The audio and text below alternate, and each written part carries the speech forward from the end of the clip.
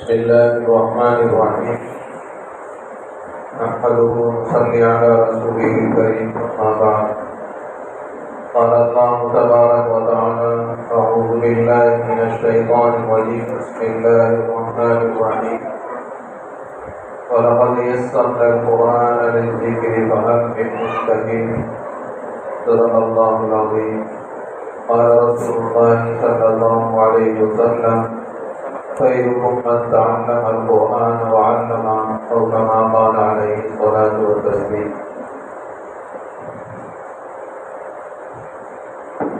میرے معزز علماء کرام، دیگر سامعین،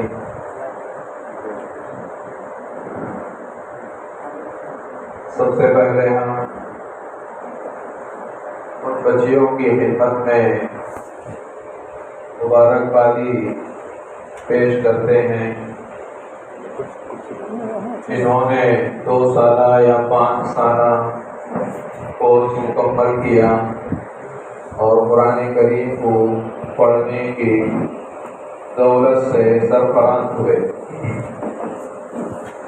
میرے دوستو، حضور علیہ السلام کا مبارک ارشاد خیرکم من تعلم القرآن وعلمہ، تم میں سب سے بہتر جتنے نیک کام کرنے والے ہیں ان سب کو ملا کر حضور فرماتے ہیں تم میں سب سے بہتر وہ شخص ہے جس نے قرآن کریم کو سیکھا یا سکھایا۔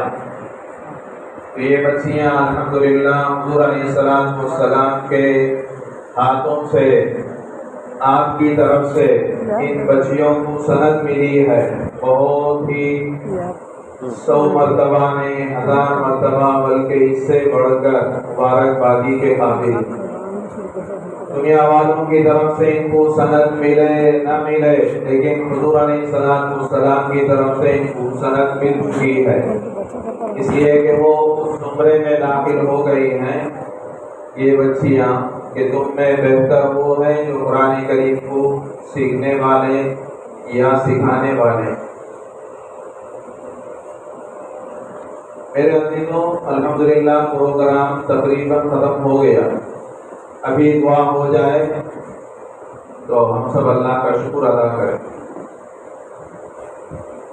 اس وقت جو ہماری بیٹھک ہے یہ آپس میں فکروں کو، خیالات کو، سوچ کو بانٹ دینے کی مجلس ہے، وعظ و تقریر کی مجلس نہیں ہے۔ الحمدللہ ایک اونچی نسبت پر اللہ نے ہم سب کو یہاں جمع فرمایا، اتنی بڑی اونچی نسبت کہ اس سے بڑھ کر نسبت کا تصور نہیں ہو سکتا، اس لیے کہ جو مجلس ہے قرآن کریم کی نسبت پر۔ قرآن کریم ہم سب جانتے ہیں کہ وہ اللہ کا کلام، اللہ کے اندر سے نکلا ہوا کلام ہے، اللہ کی پیدا کی ہوئی چیز نہیں۔ عرش و کرسی کو اللہ نے پیدا کیا، حضرات انبیاء علیہ السلام کو اللہ نے پیدا کیا، حضرات انبیاء علیہ السلام کا خالق بھی اللہ ہے، حضرات انبیاء علیہ السلام مخلوق، لیکن اللہ کا یہ جو کلام ہے، اللہ کی یہ جو کتاب ہے وہ اللہ کی بنائی ہوئی نہیں ہے بلکہ اللہ کے اندر سے نکلی ہوئی صفت ہے۔ اس پر ہم سب کو عقیدہ ہونا چاہیے، اس بات کو علماء کرام معاف فرمائیں۔ تب تو بعض کتابات ایسے کہ جس سے مخاطب تو دوسرے ہیں، تو اس پر یہ بلکہ ہمارا عقیدہ ہے کہ اللہ کی جو کتاب ہے وہ اللہ کے اندر سے نکلی ہوئی بات ہے، اللہ کی خاص صفت ہے، اللہ کی بنائی ہوئی پیدا کی ہوئی چیز نہیں ہے۔ میرے عزیزوں، 2-3 باتیں ہمارے سامنے۔ سب سے پہلے ہم یہ طے کریں کہ ہمارا مستقبل کیا۔ انسان کی جو آج کل محدود مختصر سوچ یہ ہے کہ میری جو عمر ہے، میرا جو 50-60 سالہ میری زندگی ہے، یہ میرا فیوچر ہے، یہ میرا مستقبل عام طور سے ہمارے ذہن میں یہی ہے۔ اسی لیے اس محدود سوچ کو رکھ کر ہی ہم بچوں کے بارے میں، ان کی تعلیم و تربیت کے بارے میں فکر کرتے ہیں کہ ان بچوں کو پڑھائیں گے تو خود بخود یہ بڑے ہونے کے بعد ہم کو دیکھیں۔ میرے دوستوں، ہم سب کا خالق اللہ ہے، ہمارا 100% اس پر یقین۔ تو ہمارا جو فیوچر ہے وہ ہماری طرف سے بنائی ہوئی فیوچر ہے، ہماری طرف سے بنایا ہوا مستقبل ہے۔ ایک قرآن کریم مستقبل کہتا ہے، کس کو مستقبل کہتا ہے؟ وہی ہمارا مستقبل ہے، اسی کو ہم اپنے ذہن میں رکھنا چاہیے۔ اس لیے کہ ابھی حضرت والا پڑھے وَمَنْ أَصْدَقُ مِنَ اللَّهِ قِيلًا، اللہ سے بڑھ کر کس کی بات سچی ہو سکتی ہے، اللہ سے بڑھ کر کس کی بات صحیح ہے۔ تو قرآن کہتا ہے یا ایھا الذین آمنوا اتقوا اللہ ولتنظر نفس ما قدمت لغد، غد سے مراد ہے روز قیامت۔ تو قرآن کریم قیامت کے دن کو مستقبل کہتا ہے، فیوچر کہتا ہے، بس وہی ہمارا مستقبل ہے۔ ہم اپنی طرف سے فیوچر مستقبل بنانے کی ضرورت نہیں۔ اللہ کہتے ہیں اے ایمان والوں، ہر شخص یہ جان لے کہ کل کے لیے اس نے کیا تیاری کر کے رکھا ہے۔ تو کل سے مراد روز قیامت۔ تو روز قیامت ہی ہم سب کے سامنے آئندہ آنے والا زمانہ ہونا چاہیے، بلکہ یہ تو ہمارے عقائد میں سے شیطان کی طرف سے جو ہمارے ذہن میں بات ڈالی جاتی ہے کہ میں تو ایک 50-60 سال 70 سال جیوں گا، اس میں میرے لیے راحت کے اسباب ہونا چاہیے، میرا چلنا پھرنا کھانا پینا سب معیاری ہونا چاہیے۔ ٹھیک ہے اپنی جگہ، لیکن یہ ہمارا مستقبل نہیں ہو سکتا۔ ہمارا مستقبل تو قیامت ہی ہے۔ ہم مومنین کا مستقبل انشاءاللہ یقیناً قیامت ہی ہے، بلکہ اللہ کے بولنے کے بعد تو کسی اور کی بات کا لحاظ نہیں ہے۔ اس لیے مؤدبانہ گزارش یہ ہے کہ ہم اپنی سوچ کو دین اور قرآن و سنت کے مطابق ڈھالنے کی کوشش کریں۔ میری سوچ اس کی کوئی حیثیت نہیں، میری سوچ وہی ہے جو قرآن کہتا ہے، میری سوچ وہی ہے جو حضور علیہ السلام کے مبارک ارشادات ہیں۔ بس ایسی زندگی ہم گزاریں گے، خود بخود میرے دوستوں اللہ کی طرف سے مدد شامل حال ہوگی۔ ہم جتنی پریشانیاں ہمارے درمیان میں ہیں، تمام پریشانیوں کا حل اس وقت یہ ہے کہ ہم اپنا ہاتھ قرآن کریم کے ہاتھ میں دے دیں۔ وہ قرآن کریم ہم کو جنت میں لے جا کر چھوڑے گا۔ بس آج میرے دوستوں بہت ہی افسوس کے ساتھ کہنا پڑتا ہے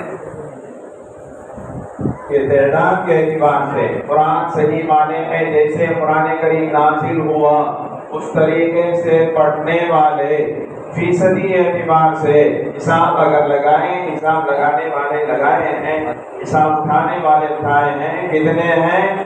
100 میں سے ایک بھی نہیں، بلکہ 1000 میں سے ایک بھی نہیں، 5000 میں سے ایک بھی نہیں، 10,000 میں سے ایک بھی۔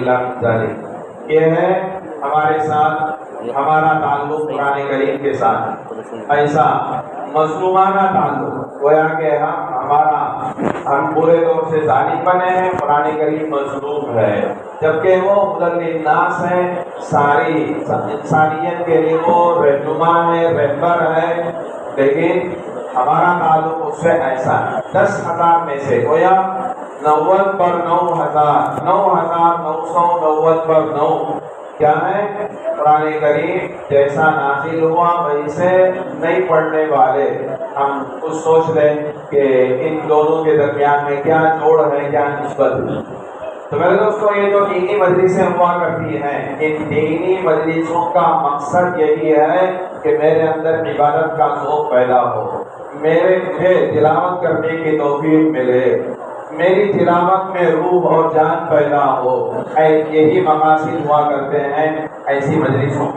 تو میرے دوستوں حضور علیہ السلام کی دعاؤں میں سے ایک دعا ہے کہ ہم اپنی زندگی کو پاکیزہ بنائیں اور ہماری موت پاکیزہ۔ زندگی بھی پاکیزہ ہو، موت بھی پاکیزہ ہو۔ ہم سب جانتے ہیں زندگی پاکیزہ کیسے ہوگی؟ میرے دوستو، ہماری زندگی میں دین آئے، اس دین کی عظمت ہمارے دلوں میں ہو، تب جا کر ہماری زندگی پاکیزہ ہو۔ ہر مسئلے میں ہم غور کریں کہ اس مسئلے میں دین کی کیا رائے ہے، حضور علیہ السلام کا مبارک ارشاد کیا ہے، قرآن کریم کیا کہتا ہے۔ علماء کرام سے پوچھ کر کے ہم اپنی زندگی کو پاکیزہ بنائیں گے، انشاءاللہ ہماری موت بھی پاکیزہ ہوگی، حضور علیہ السلام کی وہ دعا ہمارے حق میں قبول ہوگی۔ ایسی ہی فکروں کو سوچنے کے لیے، فکر لینے کے لیے ایسی مجلسوں میں ہم بیٹھتے ہیں۔ اللہ نے خاص کرم فرمایا کہ اللہ نے ایسی مجلس میں ہم کو بیٹھنے کی سعادت نصیب فرمائی۔ میرے عزیزوں، مدرسہ اس کی حیثیت ہمارے ذہن میں رہے، چاہے وہ عثمان کی شکل میں ہو، چاہے وہ لڑکوں کا مدرسہ ہو، چاہے لڑکیوں کا مدرسہ ہو۔ مدرسہ حضرت علی میاں نور اللہ مرکزہ فرماتے ہیں ایک دھاگا ہے، اس کے دو کنارے ہیں۔ اس کا ایک کنارہ نبوت محمدی سے ملا ہوا ہے اور دوسرا کنارہ ہماری زندگی سے جڑا ہوا ہے۔ تو ایسا کنیکشن ہوتا ہے مدارس اور نبوت محمدی کے درمیان، یہی مدارس۔ آگے کہیں اور اچھی مثال وضاحت کے ساتھ حضرت علی فرماتے ہیں رحمت اللہ علیہ، مدارس بجلی گھر ہے،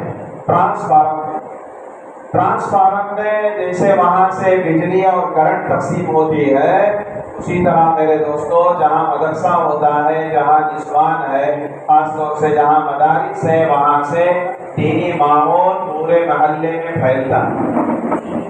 جیسے وہاں سے کرنٹ تقسیم ہوتی ہے، اسی طریقے سے مدارس سے روحانی فضا پورے علاقے میں پھیلتی ہے، اسی لیے مدارس۔ اس لیے سب سے پہلے مدارس اور نسوان کی عظمت ہمارے دلوں میں ہونا چاہیے کہ یہ مدارس کیسے ہیں۔ علم اور مذہب اسلام، ان دونوں کا رشتہ میرے دوستوں ایسا ہی ہے جیسے پانی اور مچھلی۔ اگر پانی سے مچھلی کو الگ کر دیا جائے، تھوڑی دیر کے لیے الگ کر دیں تو مچھلی کی جان چلی جائے۔ میرے دوستوں، علم اور مذہب اسلام، ہمارا دین قیامت تک باقی رہے گا، یہ باقی رہنے ہی کے لیے آیا ہے، اس کی شکل ہے مدارس۔ مدارس اگر نہ ہو تو ہمارا مذہب اسلام رخصت ہو جائے گا، لیکن اللہ نے طے کر دیا کہ قیامت تک باقی رہے گا، اس کے اسباب ظاہرہ میں سے یہ مدارس۔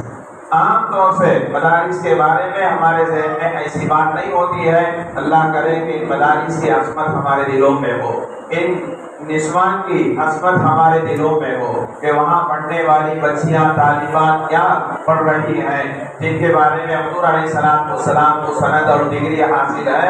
خیرکم من تعلم القرآن وعلمہ، کسی اور کی ڈگری کی ہم کو ضرورت ہے ہی نہیں، حضور کی طرف سے ڈگری حاصل ہو چکی ہے۔ تم میں سے بہتر کون ہے؟ تو قرآن کریم کو پڑھنے والے یا پڑھانے والے اور پڑھانے والے، بس اس سے زیادہ اور کسی کی طرف ہم ذہن اور دماغ دوڑانے کی ضرورت نہیں ہے۔ امت میں میرے دوستوں اس ماحول کو پیدا کرنے کی ضرورت ہے۔ قرآن کریم جو اللہ کی آخری کتاب ہے، سب کچھ ہمارے لیے وہی ہے، اس کے ساتھ ہمارا تعلق جوڑیں میرے دوستوں، اس کے بغیر ہماری پریشانیوں کا حل نہیں ہے۔ ایک ہی حل یہ ہے کہ ہم اپنا تعلق قرآن کریم سے مضبوط کریں۔ قرآن کریم سیکھنے کے لیے میرا عزیزو کیا نہیں ہے، کسی عمر کی قید نہیں۔ اسی مجلس میں ہم سب ارادہ کریں، ارادہ کر کے اٹھیں اور عزم مصمم پختہ ارادہ کریں۔ ایسا نہیں کہ مجلس میں گئے، پاس خانی ہوئی، بڑے بڑے حضرت آئے، باتیں سنے، نہیں میرے دوستو، ان مجلسوں کا مقصد یہ نہیں ہوا کرتا۔ مجلس کا مقصد یہ ہے کہ میں میرے اندر کچھ نہ کچھ عزم مصمم پختہ ارادہ کر کے اٹھوں کہ میرے اندر میری زندگی میں تبدیلی آئے۔ میرا تعلق قرآن کریم سے بڑھے. 24 گھنٹے میں ہر کام کے لیے میرے پاس وقت ہے. وقت نہیں ہے تو قرآن کریم سیکھنے کے لیے پڑھنے کے لیے وقت نہیں ہے. میرے دوستوں بہت افسوس کے ساتھ کہنا پڑتا ہے، ایک ہمارے علاقے کے بہت بڑے عالم دین کہنے لگے کہ 25-30 سال میں ہماری سوچ میں تبدیلی آ گئی. کیوں سوچ میں تبدیلی آئی؟ اس لیے کہ ہم نے قرآن کریم جسے مستقبل کہا، جسے فیوچر کہا، اس کو چھوڑ کر ہم اپنی طرف سے ایک مستقبل ایک فیوچر طے کر لیے. اس وجہ سے یہ پریشانی آئی. ہم نے قرآن کریم کو ایک طرف اٹھا کر رکھ دیا. ہمارا کام زیادہ یہ ہے کہ دلہن اگر دلہا کے گھر کو جا رہی ہے برکت کی کتاب سمجھ کر کے اس کے ہاتھ میں دے دیتے. وہ دلہن جانے کے بعد 1 دن 2 دن جا کر پڑھے گی، پھر اس کے بعد رکھی، اس کو معلوم نہیں کہ قرآن کہاں رکھا ہوا ہے. یہ ہے میرے دوستوں ہمارا تعلق جو قرآن کریم سے ہے. عام طور سے امت کا جو تعلق ہے، اس تعلق کا یہ حال ہے. جبکہ قرآن کریم ہم سب کی ہدایت کے لیے ہے، ہم کو جنت تک لے جانے والی کتاب. چند دن پہلے ایک جگہ جانا ہوا میرے دوستوں. 60 پر 5 سال کے ایک بڑے اس بستی کے بڑے آدمی 60 پر 5 سال میں قرآن کریم حفظ کر لی. ارادہ کیے وہ اور اللہ کی مدد شامل حال رہی. کتنے سال میں؟ 60 پر 5 سال کے بڈھے کیا ہوئے؟ حافظ قرآن بنے. اس پروگرام میں بات کرنے والے ایک مولوی صاحب، وہ ان کے اندر شوق پیدا ہوا. وہ مولوی صاحب تھے، عالم دین تھے، حافظ نہیں تھے. ان کی عمر 50 پر 5 سال تھی. وہ کیا کیے؟ آنے کے بعد 11 مہینے میں حافظ قرآن ہو گئے. تو میرے دوستوں یہ سب پرانے زمانے کے حصے نہیں ہیں، بلکہ ابھی 5-6 مہینے 1 سال کے اندر کی بات ہے.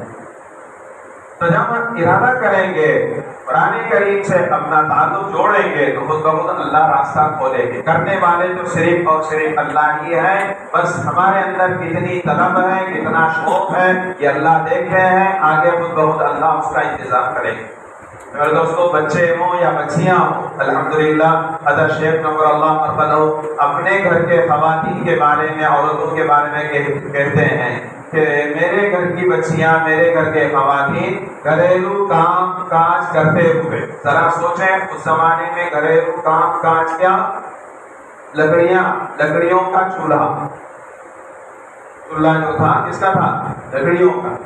اور سل بتہ یہ پیسنا، اور اسی طریقے سے جتنے کام ہیں اس کے بدلے میں سب راحت کی چیزیں اب آ گئی. گرینڈر ہے اور اسی طرح وہ کیا بولتے لکڑی کا چولہا تو نایاب ہو گیا تقریباً. گیس کا چولہا ہے. تو یہ سب وقت ہمارا بچتا ہے. وہ وقت بچتا ہے تو کہاں خرچ ہوتا ہے؟ اس کا جواب ہم کو دینے کی ضرورت نہیں ہے، ہم کو اس کا جواب دے لیں.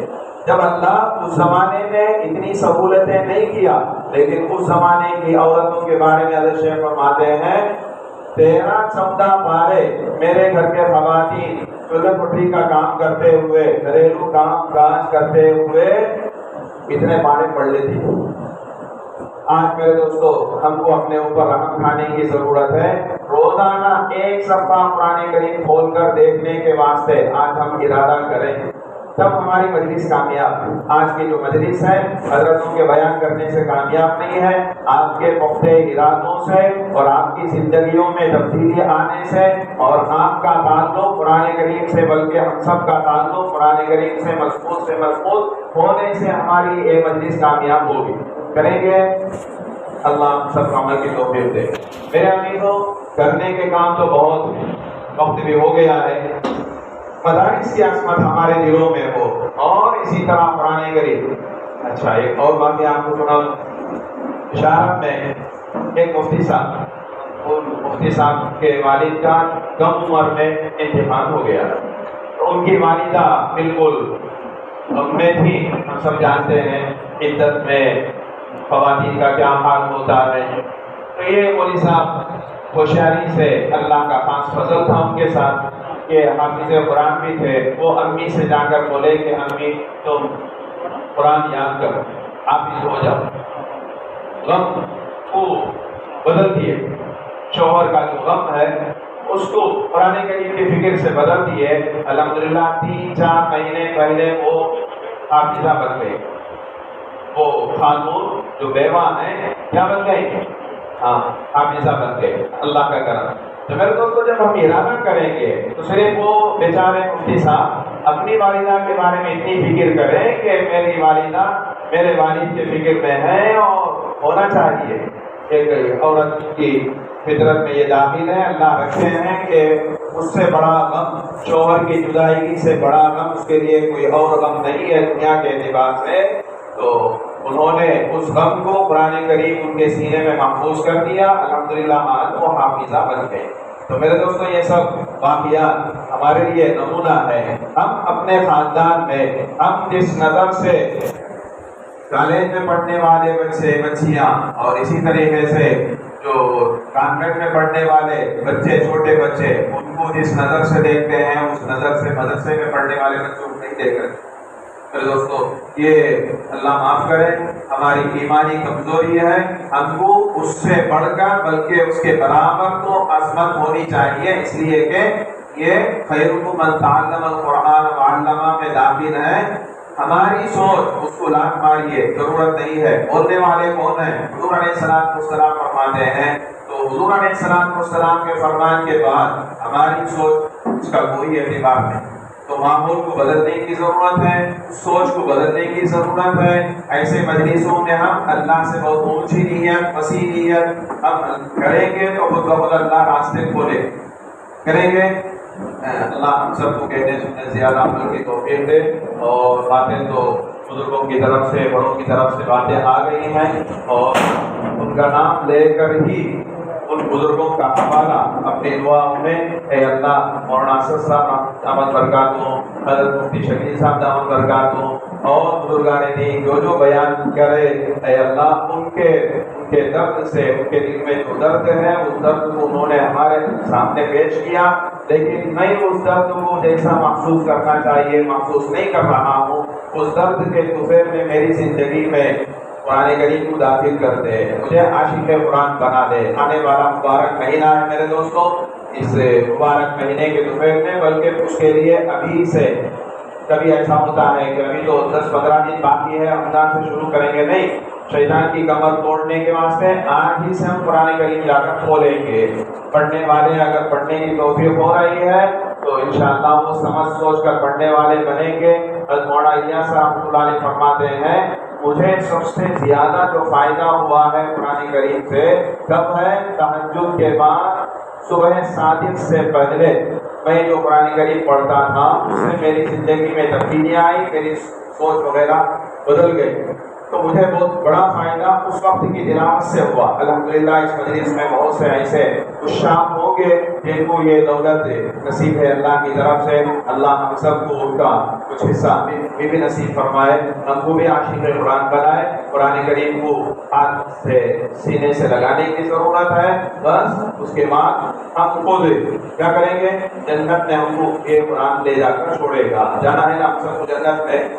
تو پاکیزہ موت بھی پاکیزہ زندگی ہمارے معاشرے کو اچھا بنائے، گھریلو ماحول بہت اچھا ہو، اس لیے کہ عام طور سے میرے دوستوں گھریلو ماحول بدلے ہوئے ہیں۔ یہ سب چیزیں ہم کو سمجھ میں آئیں گی قرآن کریم کی برکت سے۔ اس لیے قرآن کریم کی تلاوت کی آواز ہمارے گھر میں گونجے، ہمارے بڑے بھی پڑھنے والے، بچے بھی پڑھنے والے، ماں باپ سب پڑھنے والے بنے۔ الحمدللہ ایسا ماحول آج سے 50-60 سال پہلے زمین و آسمان نے دیکھا۔ الحمدللہ فجر کے بعد اگر مصلی مسجد سے جاتے تو ہر گھر سے قرآن کریم کی آواز آتی تھی۔ اس ماحول کو آج پیدا کرنے کی ضرورت ہے۔ اللہ ہم سب کو عمل کی توفیق دے۔